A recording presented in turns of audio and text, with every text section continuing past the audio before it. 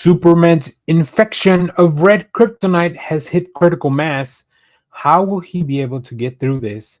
Let's talk about it in Superman issue number 26.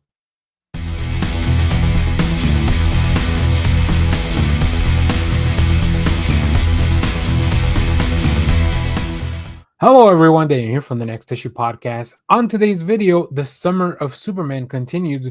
We are talking and reviewing issue number 26 of the main Superman series from DC Comics. This is the Superman Red Part 1 story, written by Joshua Williamson, with art by Eddie Barros, Eber Ferreira, and Sean Isaacs.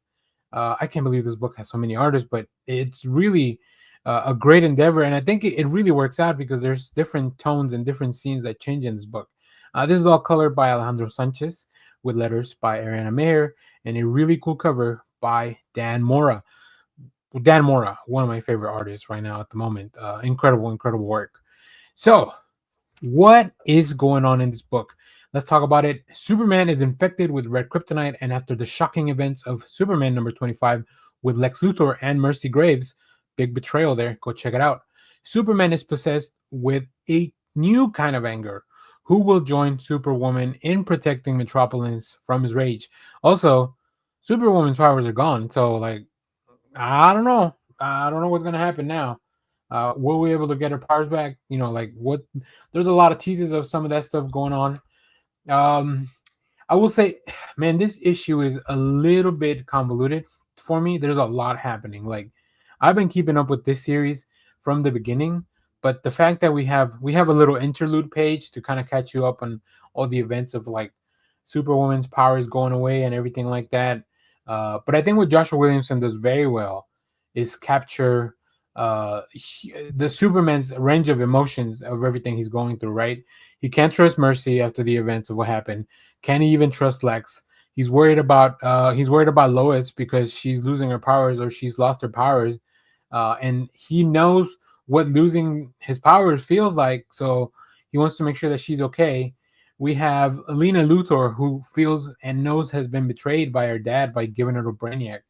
And then, of course, Mercy, who's still in charge of Supercorp. There's a lot going on in this book. Like I said, this is not something that you could just jump into this one.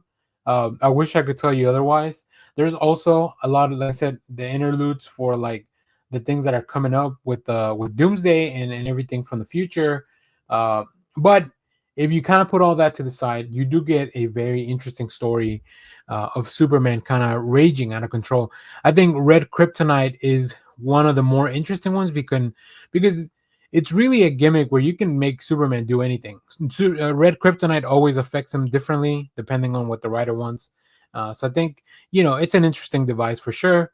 But in the end, can Superman even adapt or overcome? So yeah, I think this is enjoyable. If you've been reading Superman from the beginning of Joshua Williamson's run, I think this should be very exciting. The book definitely leaves in a cool place where we're like, oh snap, we're about to hit the fan. Not we, but it is about to hit the fan. So it's interesting. I'm gonna keep reading this book. I'm enjoying the Summer of Superman, and there's so much Superman content coming out, not even including the upcoming film. So this is really interesting. I will say that the Superman and the Batman title right now feel like they are on a bit of a second level. Like they're not very entry level friendly, which is interesting because those are two other flagship titles. So if you're reading this series, let me know what you think about that down in the comments. Let me know what cover you picked up because, man, DC's been really knocking out of the parks with their covers and their variants. And of course, thank you for watching and stay tuned because we have more comic reviews, trailer reactions, TV recaps. So make sure to share, like, subscribe, and hit the bell so you know when we go live so we can talk more about comics and all this fun stuff. So as always, thank you for watching. Bye-bye.